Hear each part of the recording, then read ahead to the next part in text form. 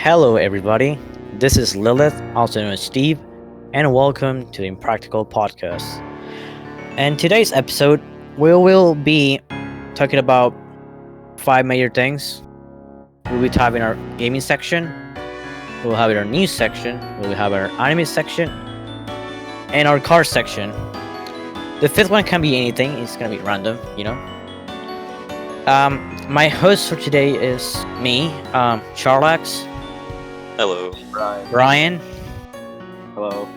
and Jeremy.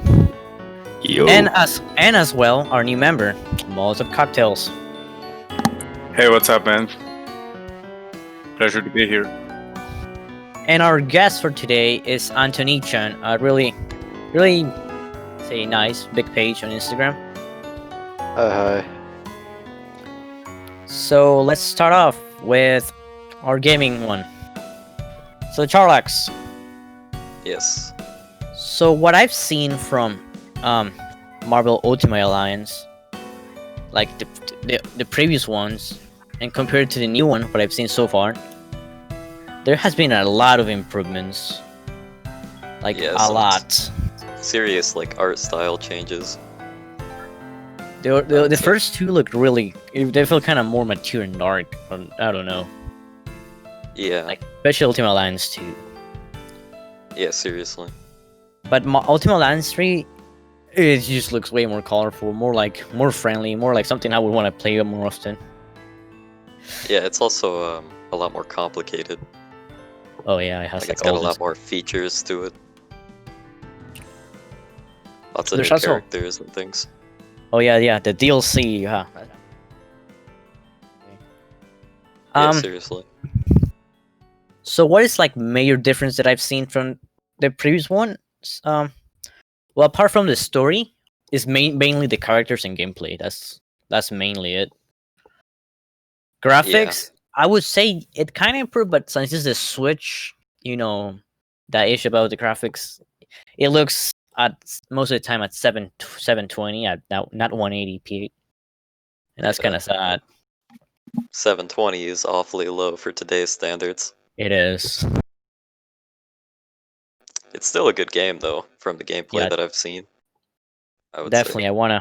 I definitely wanna play with. I seen Old Man Logan. That looks really like they have classic skins as well. It looks really cool.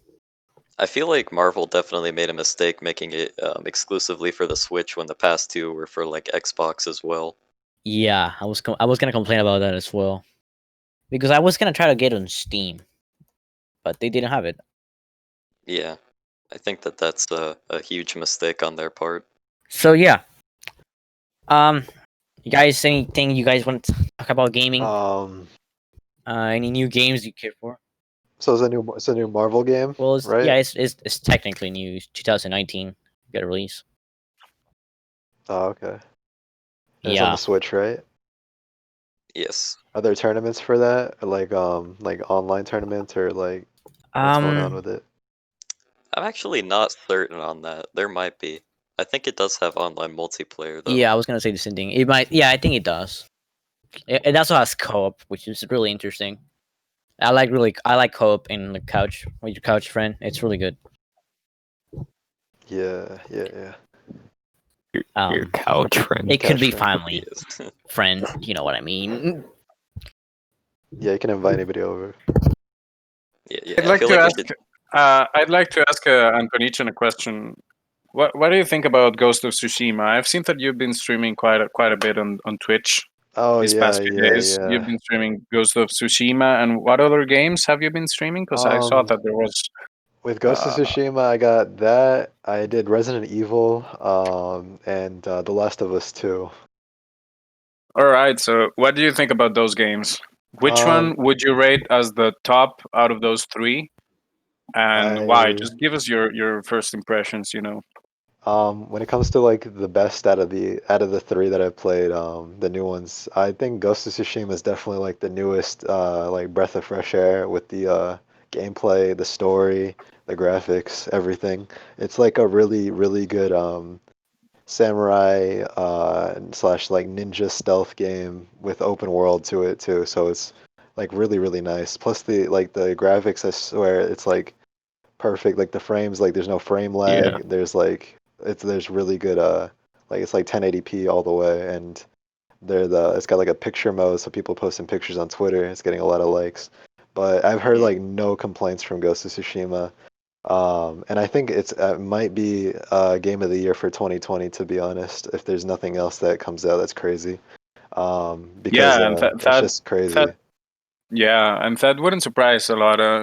We've seen even PewDiePie showing off some of his Ghost of Tsushima screenshots and praising the game.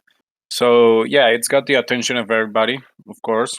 Yeah, yeah. It's got great reviews, and well, now we have first-hand impressions. And what do you think about The Last of Us 2? Is it as controversial as the public has made it out to be? Um, uh, for being one of like the biggest Last of Us fans when the original game came out, I had that day one and like played that, and got really emotional with it. I cried playing that game. I thought it was like the best thing ever. I think it came out either like 2012, 13, I don't remember, but Yeah, um, 2013. I remember. yeah, yeah, I yeah, yeah. I cried with that game as well. And I really, really had a really big impression on me. I thought this is where games should be going. Like this is the future of gaming. And I couldn't Yeah, wait for the totally. second one. After the ending, I couldn't wait for the second one because it was like a cliffhanger kind of. I wanted to know more. And like it kind of like left us with a lot to like think about. And they finally made it after I think 8 years, 7 years. They finally made the second one. And the reason it's so controversial is I'm not gonna really spoil it or anything, but a lot of um a lot of what is good about Last of Us 1 isn't really shown enough in Last of Us 2. And even though Mhm. there's gameplay changes and it's the graphics are really good too, I just don't. I think the story wise is not what people wanted. They didn't want this big time skip, and they probably wanted to see Ellie grow more with Joel and see other things like that, which they do show in Last of Us 2. But I think they wanted a separate game completely where they show because in Last of Us 2 they have some flashbacks with Ellie and Joel, and it shows them growing up and stuff like that. But they only happen so often. I think a full game with that might have been like a little bit better to bridge it together. Because Last of Us 2, we end up in an area where we don't know how we really got there. And it's got a big ass city, and like, it's just, it's just a lot to take in. And they throw so much at you at the beginning that it's just, the pacing's a little off. And the plot of the story isn't that amazing compared to the original one about survival and family and the disease and everything. And yeah, but I think the gameplay is really solid, and the story it's not as bad as everybody thinks it is. It's just I think it could have been better if it was taken in a different direction. Maybe spent some more time with it. I'm Do you still think the game has like a hidden agenda? You know what everyone's saying. yeah. There's a lot of the what's it called, the LGBT community getting mad about it or Oh, liking it a lot more or something like that, and Oh shoot. I don't care. Like, I'm not saying I don't like them or whatever, but I think it's a video game. Video games focus on the aspect of storytelling and just video games in general. And I think that's what it was all about from the beginning. So it's whatever they're trying to do, it's whatever. I think as long as the gameplay is good, the story should matter a little bit too, but it should be good overall. okay. And which was the third game that you told us that you played recently? Um, I played it was Resident Evil 3, I think. Yeah, Yeah, the Resident Evil remake 3 with of the third. Nemesis. Yes. Yeah, because my PlayStation died a few months ago, so I haven't been able to play any of the exclusives. But I did get the opportunity to play the remake on Xbox One. So maybe I can join in the discussion here. What do you think about it? Do you think the game was a bit lackluster? For Resident Evil 3, the remake, Yeah, yeah. um, I thought since I never played the original one, I have no idea to base it. But going in blind with this one, I thought it was really good and it was interesting. It was um, it was really short though. That's my only complaint. Like I think it was like a Mhm. 3 hour, 4 hour game if you speedrun it, 2 hour game. Yeah, That's basically everyone's complaint. Like I remember, and not safe for work here over here a little bit. Uh, but I was really high at the time that when I was finishing the game, and it just sort of finished, and the credits started rolling, and I was like, "What's happening? Did I finish the game already?"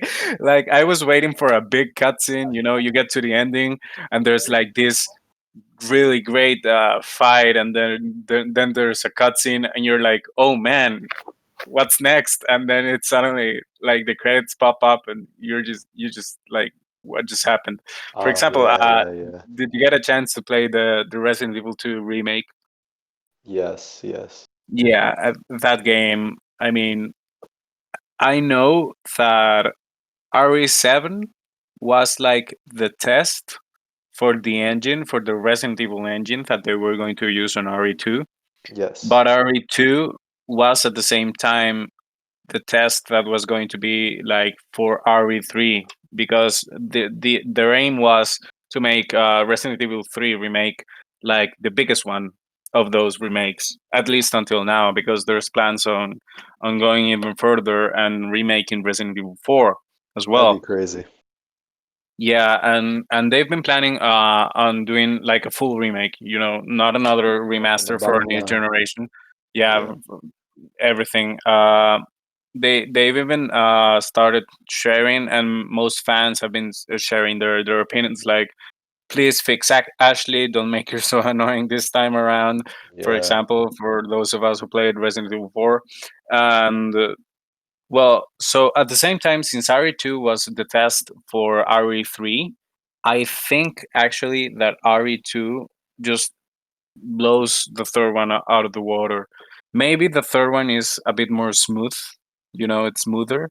Yeah. Um, and the combat certainly is more, let's say, active on the third one.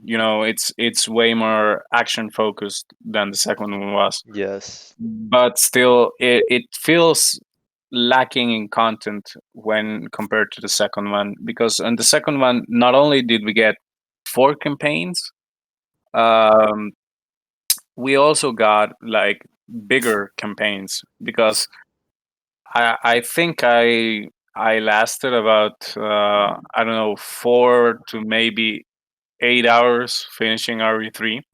Hmm. And that's like a really short game, because I really, really take my time on Resident Evil games, because I like to find collectibles. I like to go, fixing the puzzles, getting every item. I don't want to be like, feeling that I left something out.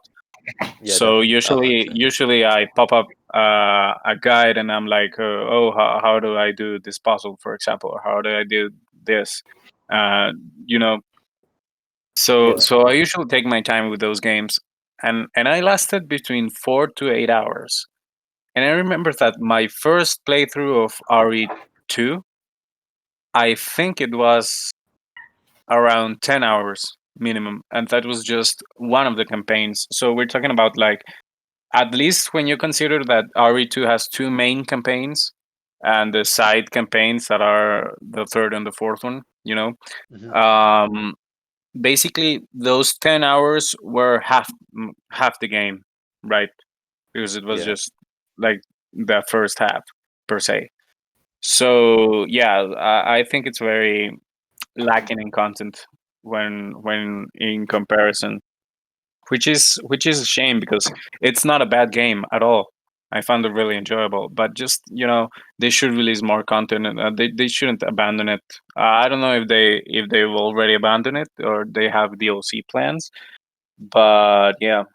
Yeah, I really like So Jill Valentine as a character too.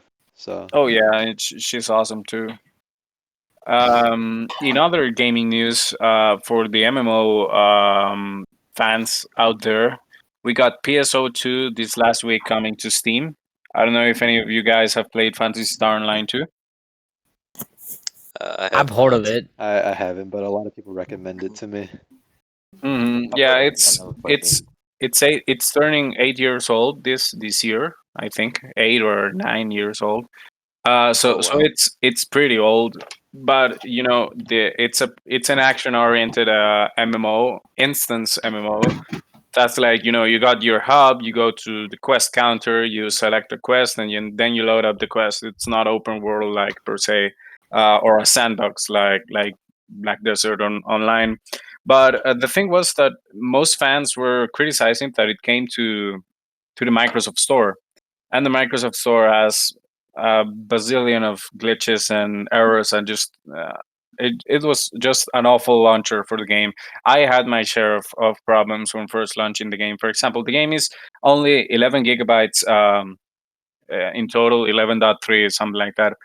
But the game wouldn't load, wouldn't like update if you don't have more than 100 free on your hard drive. So it's kind of that's kind of a common mistake. So I had to free up space to be able to play it. But it really is a great game. I really recommend it.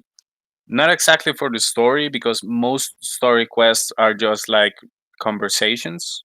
They're not even like a full fledged cutscene. That's where I think the game mostly shows its age. But graphics wise, for an 8-year-old game, it's really, really great. It hasn't aged that bad. So if you guys like MMOs, action MMOs especially, I really recommend it. It's pretty kind of an enlightening experience for MMO players. Nice. Sounds Alright. good. Sounds cool. Also, you know the SMT games, right? Shin Megami Tensei. If you, yeah. For the Switch, there's two special Shin Megami Tensei coming games, which are It's Nocturne, right? Shin Megami Tensei 5, which is like really. I'm really excited for this game in particular, because this is one of my. I played the fourth one, and this one is. It has really hopes for me. I heard it's really Basically, hard. Shin Megami Tensei. Yeah, basically, Shin Megami Tensei is a JRPG, yeah. And you basically you level up, you fight demons and stuff. It's pretty fun. And the other SMT game that is coming is Nocturne Remaster. Nocturne SMT. That game was released like more than 10 years ago, 2003. Yeah, it's a really old game for the PlayStation 2. So this game is getting remastered for the Switch as well, and it's really exciting, since this game is also another JRPG. And I played a PlayStation 2 one like in 2014, and it's a really, really complicated game. But knowing that it's gonna get remastered on the Switch, I'm definitely gonna play it a while. It looks very exciting. That's interesting. I didn't know they were going to be like remastering different games for the Switch. Yeah, I'm actually they're remastering that. I wish they remastered Cool, that's games like, let's say, or they KOTOR. they they could like do ports for other games. I'm not gonna be like one of those people that say they haven't put Persona 5 on the Switch yet. No, it'll be a while, but they should like also get other games like from different platforms, not only exclusive. Because you see, Warframe, that game it's not meant to be on the Switch, but it's still made it. So there's possible that other games might be able to join the MMO part on the Switch. Yeah. Also, there is this gaming company named Analog, and they basically make a type of Game Boy, but it's not like a Game Boy. It's like it's its own thing. How would I call this? It's its own console. So this company is releasing games for is really new. It's like this year, I believe. And their project is called Analog Pocket. It's like a really advanced Game Boy, which has it has Game Boy games. It also has Game Gear, Atari, Lynx. And what is interesting? Is like this is like the ultimate version of a Game Boy, something like you would want to get. So the problem with this is that people bought it. Like when this thing came out, people bought it and sold out in 8 minutes.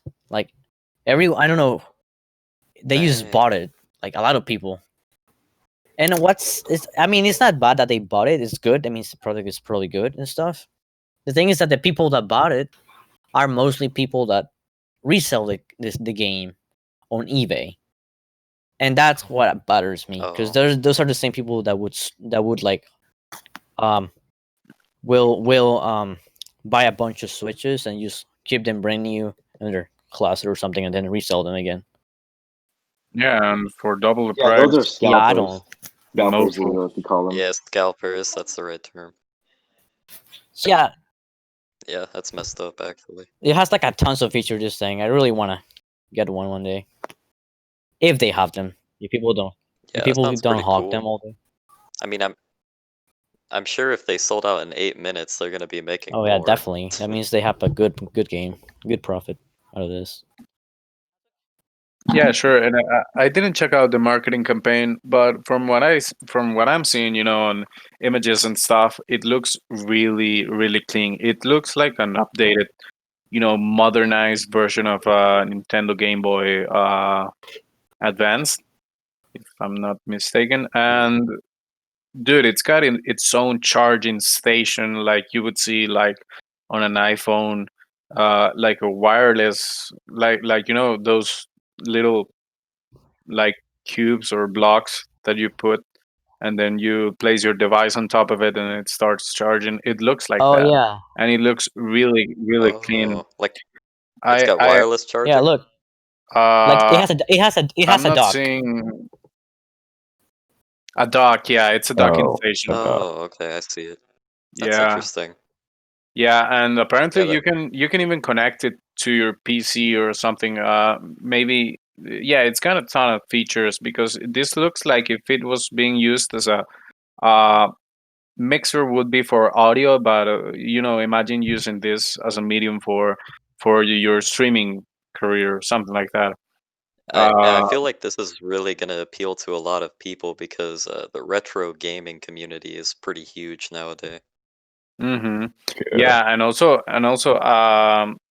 do you know, Steve, about the specs? Because from what I'm looking at the screen, it looks really, really clean. Like, imagine being able to play like in high resolution old games. Yeah, Of course, you're not gonna see them like you would a modern game because they're not being exactly remastered or something. But it would be nice to see a less yeah. pixelated pixel version of It Pokemon. definitely looks way better.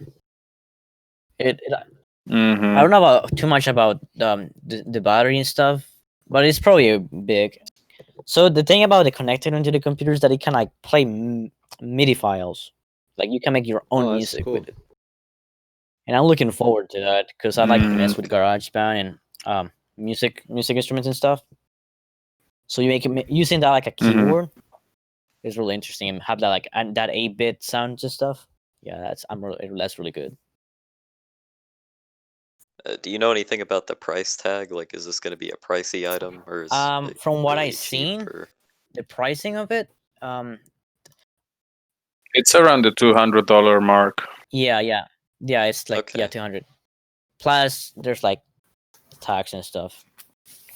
And if you want extra stuff, like, yeah, Still, that looks like something I'd want in my yeah, that's room and interesting. stuff. Like it looks cool alone, just to sit there. yeah, it looks really clean, Yeah, Yeah, it does. definitely. Appealing. and it's also from a good company. Or what I'm saying, it's not from a Chinese product like a lot of emulators. It looks actually like it's gonna be really good, really well designed.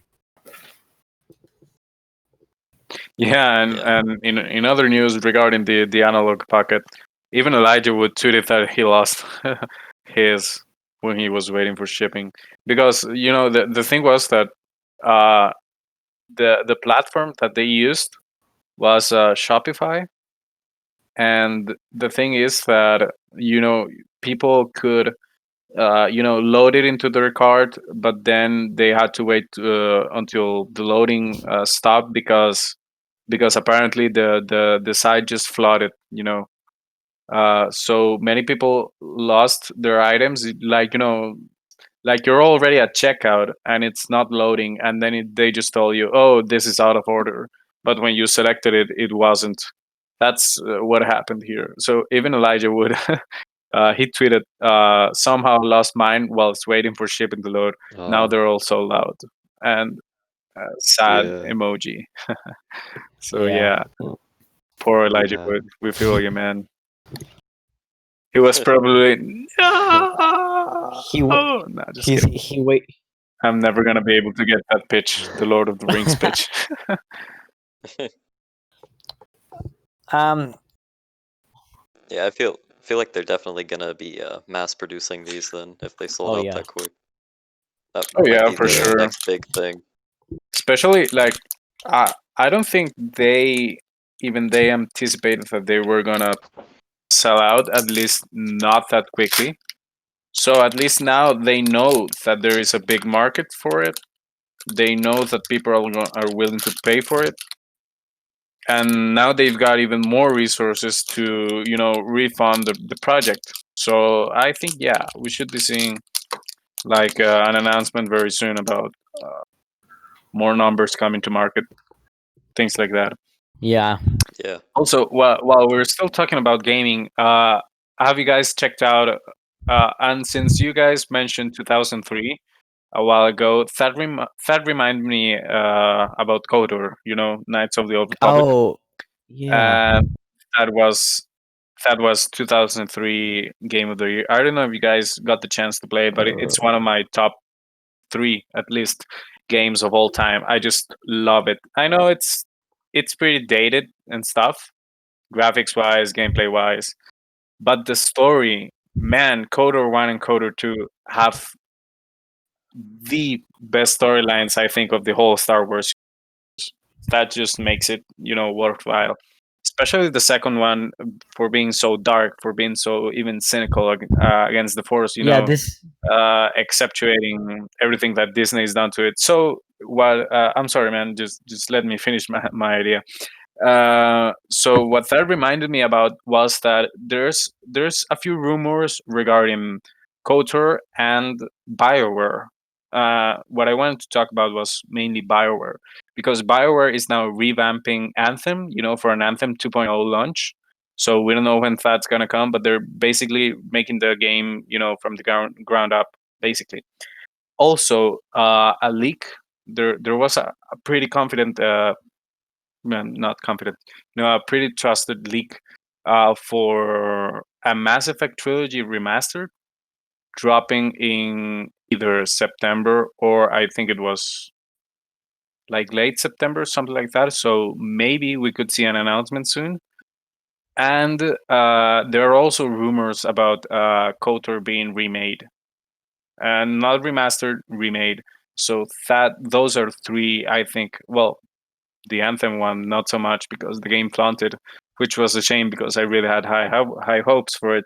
But regarding Mass Effect and the Star Wars games from BioWare, I think those are big news. That sounds crazy. Yeah. Yeah. Yeah. Yeah. That game. Star Wars Knights of the Old Republic. I don't know exactly how it plays out, but it's. I remember it's before like the main trilogy, the main trilogy and stuff, right? It takes place before. Yeah, Or was it? it's about 3,000 years, if I'm not mistaken, before Episode 1, The Phantom Menace. Yeah, it had a really Oh interesting wow. idea. I watched YouTube videos. I never played it because I don't have it, unfortunately. It's on Steam though. Yeah, it is on Steam. You guys, if you guys want to play like one of the greatest RPGs of all time, go ahead and buy the first one. And the second one, um, if you do get it, get a mod, which is a must, because they got a lot of content for the second one. So it's kind of unfinished, but the mod community was able to like recover most of the data, so it's now a pretty huge game. For example, I know both games inside and out, how to complete a request and do all the stuff, and I'm on my only playthrough on this PC in KOTOR 2, and I haven't finished it, and I'm over 100 hours in. I'm like, well, no, I'm like 97 hours in, and I haven't even finished like one playthrough, and I know almost everything there is to know about that game. So that kind of gives you, like a speculation about the scope of the game. They're pretty big games, and they're just full of lore. So yeah, it's a definite recommendation from my part. Yeah, I'll definitely Nice, check it out nice. again. Maybe play Um, it. So, what do you guys think of the message of Evangelion? Like, what is it trying? Message. Yeah, what is it trying to convey? Like the show when you watch it. Personally, I haven't watched it yet, but I mean, could you give me a quick summary of the events that happened within the show? Wow, dude, we could make whole episodes just talking about Evangelion. It's pretty damn crazy. It's like one of the greatest animes of all time. Oh, I'm fangirling for the anime, but I've also I've watched it only like a couple times, and the movies I've only watched I think once every movie. Not the end of Evangelion. I'm talking about the Rebuild series because they have. I think that it's called the Rebuild of Evangelion. Those are the movies that are ongoing Yeah. right now, and they are like we still haven't confirmed it, but there's still no official confirmation on whether it's Or sequel. a remake of the series or if it's like an alternate timeline or even a sequel. Yeah, because there are many things that may point that they all happen in the same universe, but like for example some things in the series triggered these events in the rebuilds, things like that. um, and there's also things that point out for it being an alternate universe, like just so one of the most popular theories about the movies is that it is an alternate universe, but that it was born of Shinji's actions. Shinji being basically the main protagonist of Evangelion. So, what is Evangelion? That is a pretty big subject. Yeah. For example, Hideaki Anno, I Yes. think it was his name, the creator. He was depressed AF, and lonely, and he transmitted almost all his emotions into the anime. That's what he's been saying for years. Like all his negative and his positive emotions into the anime, and you can see that because there are some pretty hearted episodes. Some things are happy, things like that. yeah. But most of the episodes have an aura of depression, of I don't fit into the world. I don't know what my place is. I don't know why I'm even here. I wouldn't care if I died Yeah. because I haven't even cared for living. That's basically the main mindset of Shinji. And he says it repeatedly during the whole series. For example, uh, once Asuka, one of the other main protagonists, comes over and asks him if he plays the cello because he's practicing, and she asks him why does he play the cello, and he just says, well, nobody told me to stop. So he was 5 years old. His sensei thought that it was a good idea for him to learn an instrument, so they say, hey, learn the cello, and they started teaching him the cello, and he never stopped playing because nobody told him to. So he's like that. He does what he's told, and it's a very lonely person. So that's basically Shinji's mentality. Even at some other points in the story, other characters reminisce about this, and they say like, yeah, he does as he's told. He's not living. So what is Evangelion? That's a pretty big subject because basically the premise, what you're going to see, like watch as a full non-spoiler description on, for example, Netflix would be like, God's in his heaven and all's right with the world, right? Yeah. and suddenly one day angels appear. So things that are called angels appear, and humanity has to face trials to overcome them. Yeah.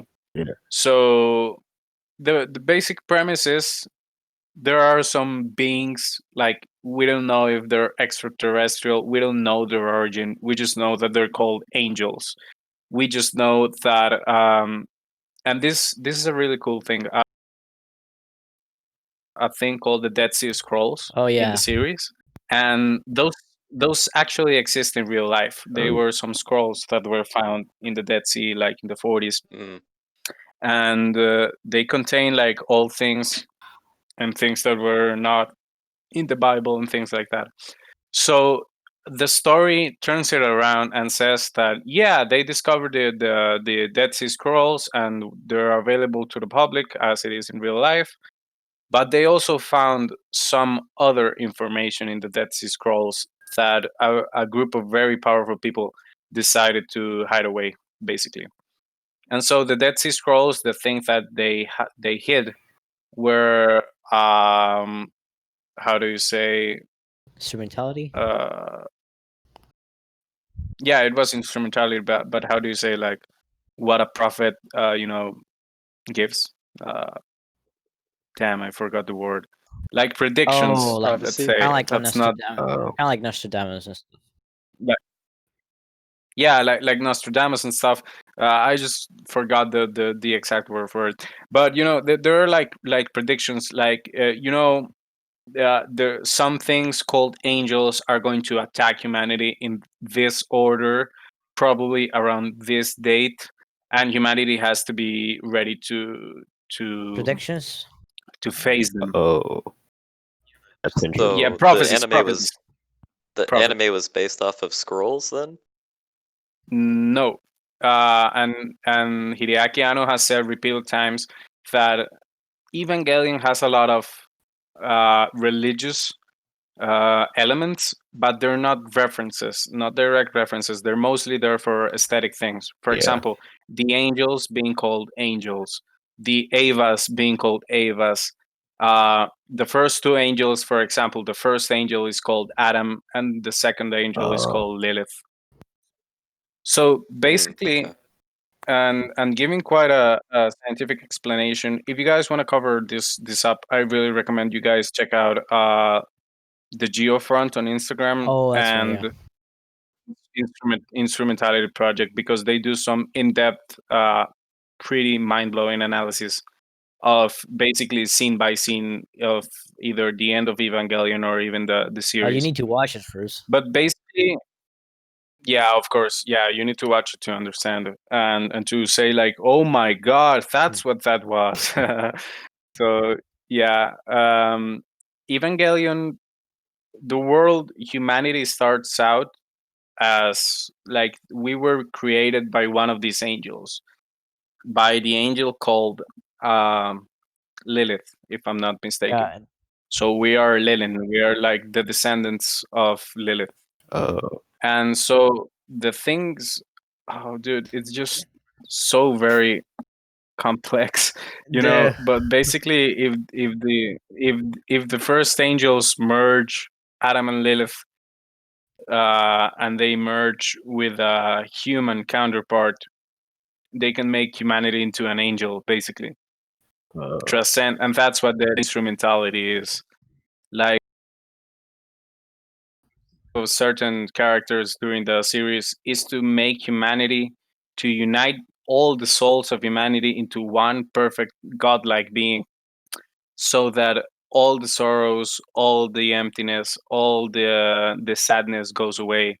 Because that's what they say during the series, that humans are always longing for contact with each other because we are all deep down in our hearts alone.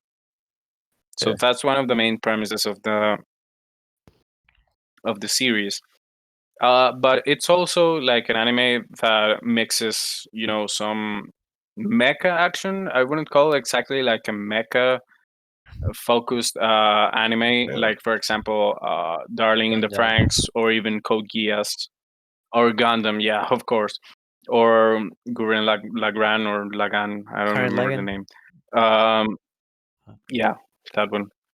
For example, it's not a mecha focused, but the Avas, which are basically smaller versions of angels created by mankind, they are basically big mechas, and there are a lot of battles. So it's an anime that has basically a thing for everyone.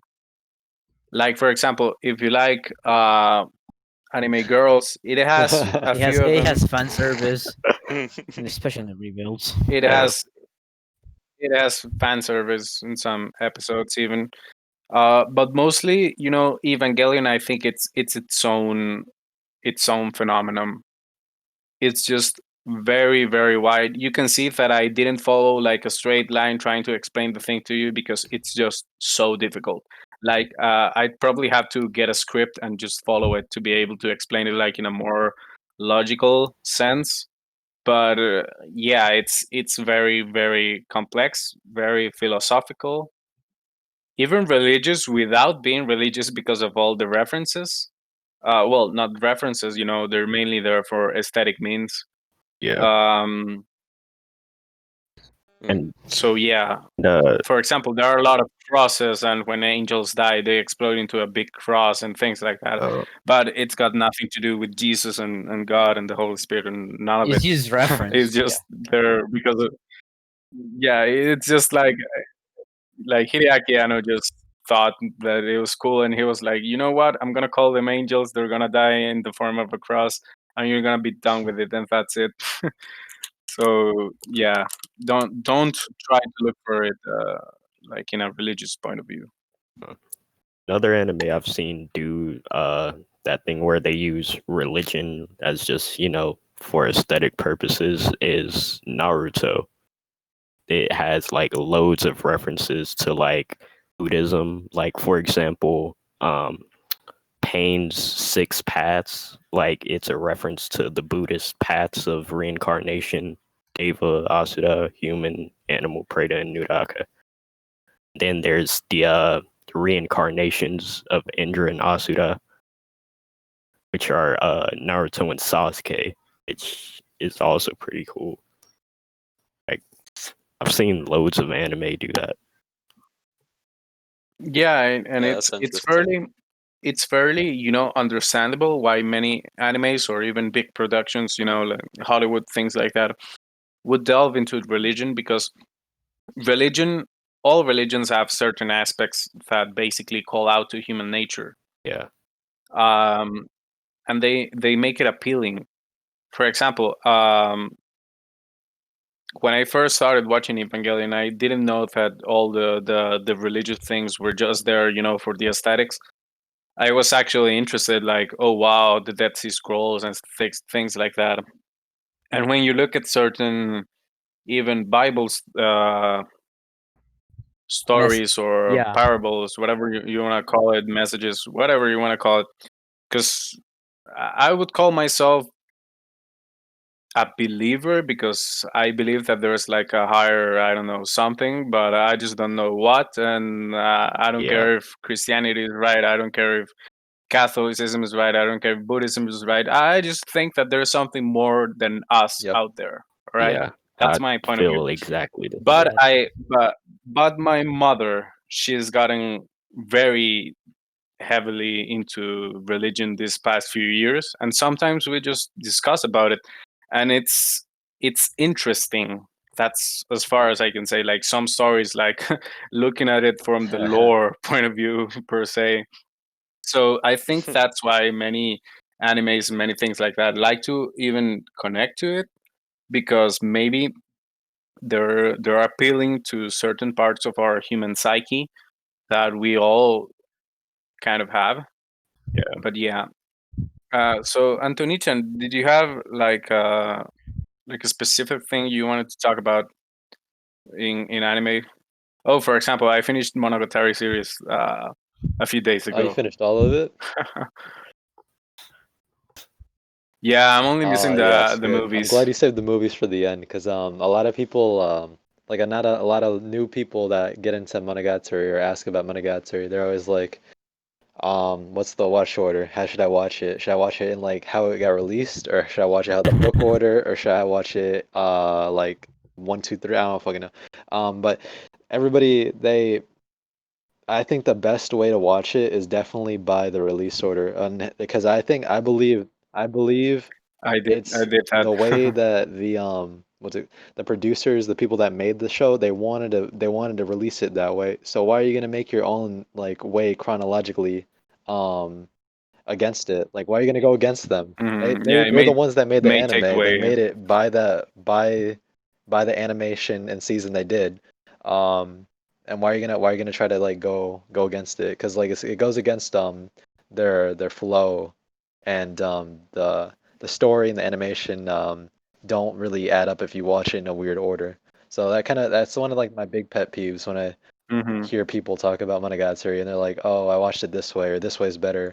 Nah, just watch it how they released it, and it's just a lot better that way to enjoy it. But overall, yeah, the Yeah. movies are like the best parts of the Monogatari series. To be honest, I love the anime and the seasonal like 12 episode between it's between like 12 episodes and like 20 sometimes. And the movies are amazing though. They're their own thing. They have the highest budget I've ever Hmm. seen, with Shaft being like big on the animation. They had like all the CGI perfect, everything like beautiful. Um and they've been working on that movie since I think they released Bakemonogatari, I think 2012, 8, I forgot. But I'm pretty sure that movie came out like right after, like they I think it was announced it. They had a trailer for it, and they were gonna make it right after Bakemonogatari, and they never did it. Like they never did it. Yeah, it's crazy. Wow. Hmm. Yeah, they So took a they were long time. working on that movie for more than like 5 years or something. So, and then they got all three of them. So it was really, really well done, and like it was worth the wait. I was waiting for that movie for so long, and it it was perfect. Great, great show. Hmm. Like, but what do you guys think is the best season of Monogatari? Oof, It just depends on That a that's lot of tough one. things, because like Mhm. the first season focuses on like the three main heroines, the ladies, Sujikahara, Kanbaru, Hachikuji, um and introduces like everybody. Mhm. It's it's yeah. really, really diverse compared to the other seasons, because the other seasons focus on their main topic, which is like either one girl or one apparition or monster, and then they go on to another thing. Yeah, I think yeah, totally. my favorite definitely is not is I'm pretty biased on it. It's the second season, Nisa Monogatari. It's about That's yeah. that's one of my Yeah, contenders for yeah, top because season two it's just it's this season in particular for focuses multiple only on reasons. Karen Araragi and Tsukihi Araragi, which is the sisters of the main character Mhm. Koyomi Araragi, and they're like Mhm. my favorite, just in general, like just the banter they have between like brother and sister, and just the message and everything. But that season's my favorite just because it it was when I decided that Karen Adaragi is gonna be my best girl of all time in anime and just be my favorite overall. And I made my account, based it off of her, posted her, and everything I that I think have is thanks to her. And I just love Karen. Like she's just a great character. I think Mitch and I think every single Monogatari fan Yeah. knows why. Yeah. Oh, We okay, all know okay. why. Well, It's that. it's It's that. not. It's okay. That scene did not make it happen. Okay, the honest. I'll be honest. That did help. Oh no, no, no. I mean, the scene, of course, it helped, but it was like the whole season. It's like a Karen Aragi Nah, I fan mean it service, is fan service, but basically. like there's more to it. I think, yeah, people talk about, Oh, of course there is. It is yeah, great. It's one of people my talk about favorites as Nisa well. Monogatari and they're like, "Oh, that's just the I fan service art. That one doesn't matter. It has no like story or action or like anything important in it. It's just fan service." I'm like, "Nah, nah, nah. It focuses on a lot of aspects of like justice A lot of and aspects. plot, and and I mean ass. Yes, you aspects. can put the ass in Uh, parentheses and then and put the also has oh my it God. has very good animation. Yeah, for the time that exactly. it was Because released too. I mean, for example, and I'm gonna mention it because somebody has to address the yes, elephant in the room. But the toothbrush scene, that was really greatly yeah, you won't. animated.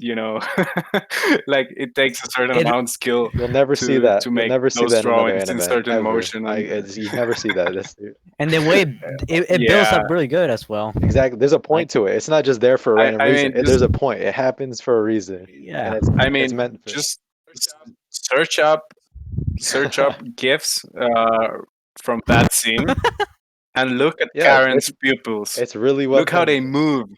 Like every microsecond. It's Yeah, amazing, man. Like talking about it technically, it's amazing. And talking about the other aspect, yeah, it's but it's amazing as crazy though well. because this anime was made like Is this this is better looking than 2020 anime, which is crazy. It's better than the anime that's being released now, Yeah, and it came out like yeah, 8 years ago, and that's just crazy. yeah, yeah. For me, in no particular order, I think my top three seasons would be Nise Monogatari, Neko Monogatari, and Owari Monogatari, the first Yeah, yeah. season, the first part.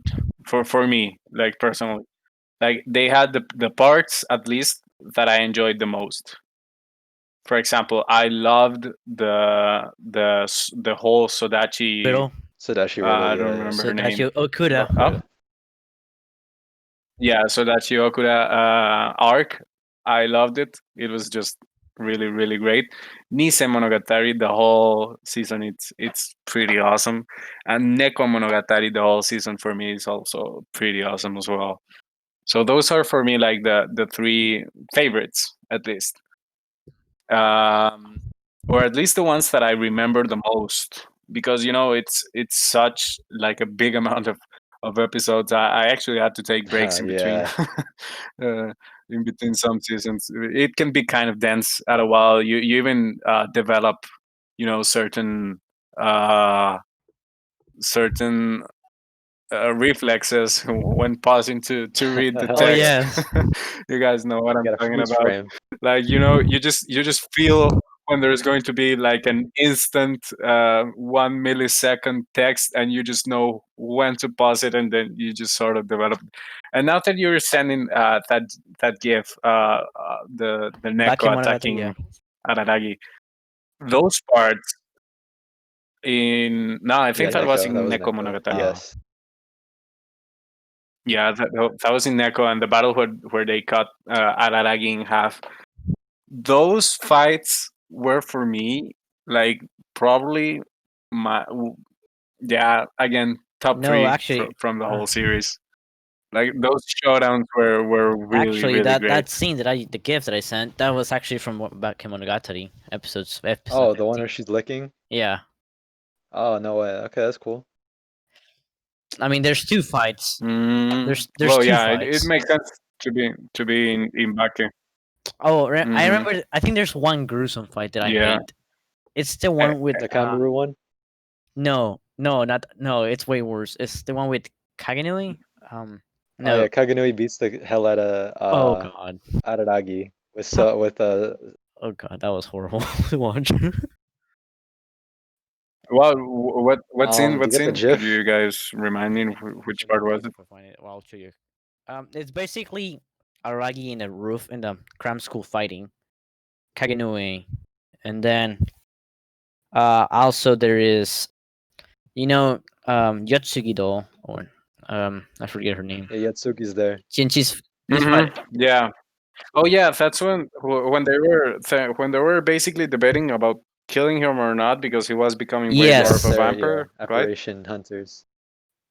Yeah, I remember. I don't remember Oh, the it was. fight specifically though, but I Araragi do looked remember the awful, bro. scene. He's getting the yeah, he was getting beat. Yeah, it's definitely the weirdest anime. The weirdest part I've seen from this show. Hmm. And Sodachi, I don't know if it's an unpopular opinion or something, but she's one of the best girls for Sadachi, me. yeah. I loved her character. Oh, you Yeah. finished watching Soku, right? Soku I, Owari Monogatari. Yeah, and it was weird seeing her that way.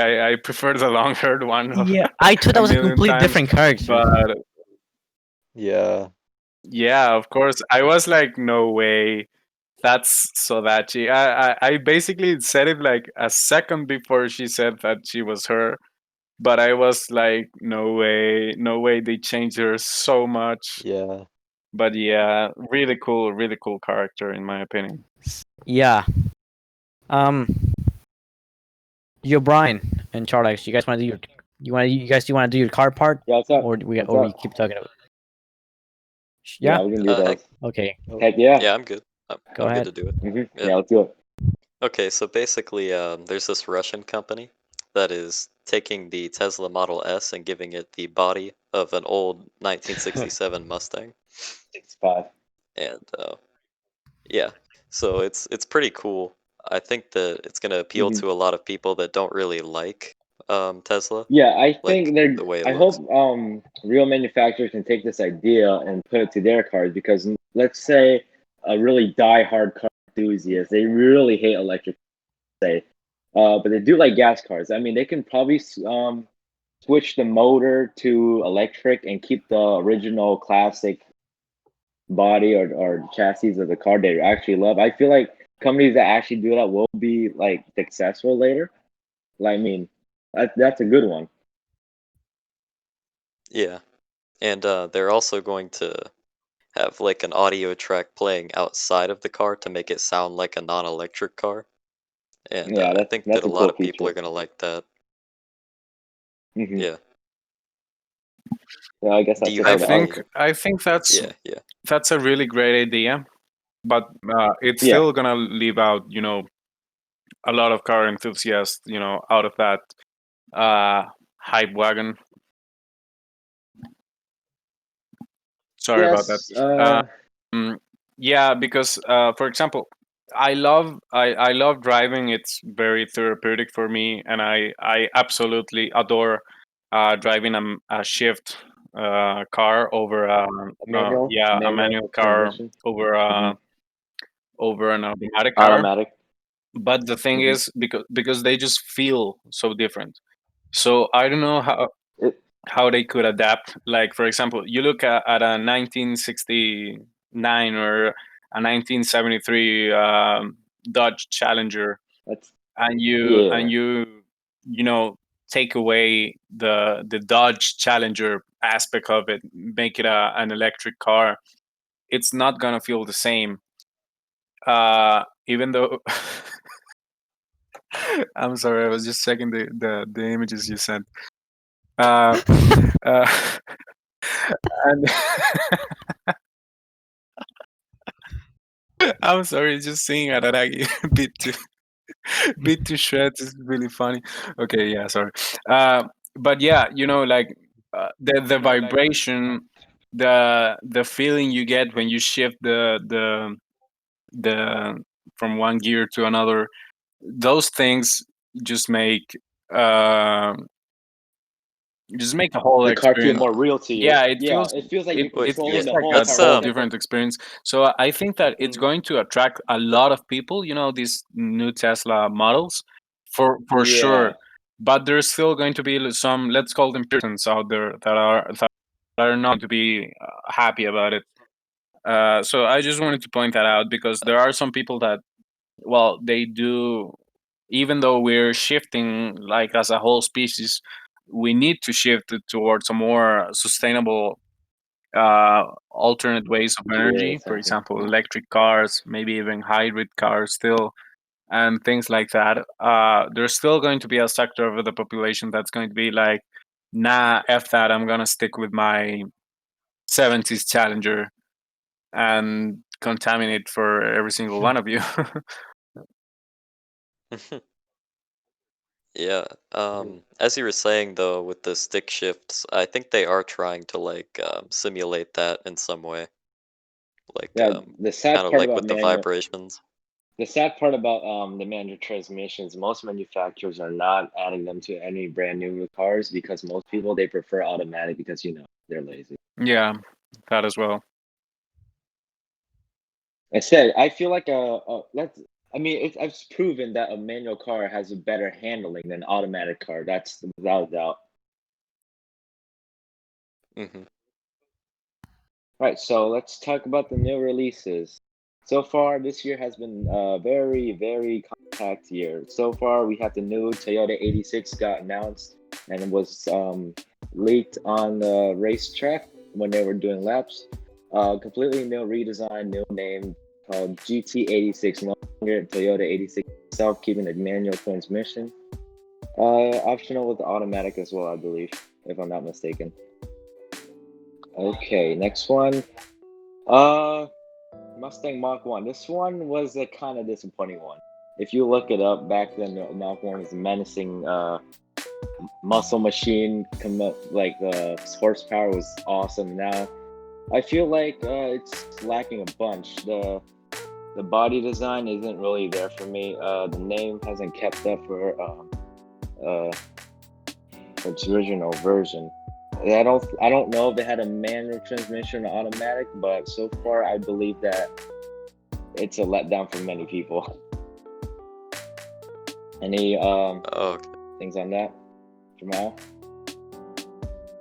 No, I really don't know. I really don't know No, I don't much have about any cars. comments on that one. No, not really. Okay. So far, Aston Martin surprisingly has released the past. Well, Chevrolet Camaros have been declining on sales because I don't know why. I believe because the Mustang and Challengers have better value for the money, better horsepower for the money, better everything for the money compared to Camaro. I think this update on the Camaro will hopefully lighten up things for Chevrolet. Get the cherry red paint. It looks really good though. It looks really, really good. It's going to be available in LT, and I believe the LT something above the LT trim level. And that's it for that. See if we can wrap it up here. Oh, okay. Yeah. Anthony, did you want to shout out your page by any chance? I guess like follow Anthony Chan if you want to see some Monogatari stuff. Occasional little Twitch highlights and some other things. Mostly post anime. But thanks for having me on the podcast. It was really interesting, and I had a good time. Thanks you, bro. You joined us. It was a pleasure, thanks. man. Yeah. Yeah, man. Thank you for being here. We managed to talk a lot about things that you've been doing recently. Since you were a guest, that was the right call, in my opinion. Yeah. So if you I'm good definitely with want to participate in future podcast. episodes or something, we'll definitely contact you again if you want, of course. Sounds good. Yeah. This is good. I had a lot of fun, so I'd definitely be interested. I have some other friends that might be interested in the podcast too. So if you want more, let's talk about more people. I got another guy. Oh yeah, definitely. Yeah, we would appreciate For sure, that. man. Thank you. Yep, no problem. Yeah, bro. All right. should I do and Okay. Well, that was the end of episode 2, guys. I hope you guys enjoyed it, and don't forget to subscribe and see our page on the description below. I'm about to end it now. As Yeah. always, To see be you next time. continued. Why See you again? guys. Why again? Onitang! I mean, stop Oh recording yeah, that's now. right.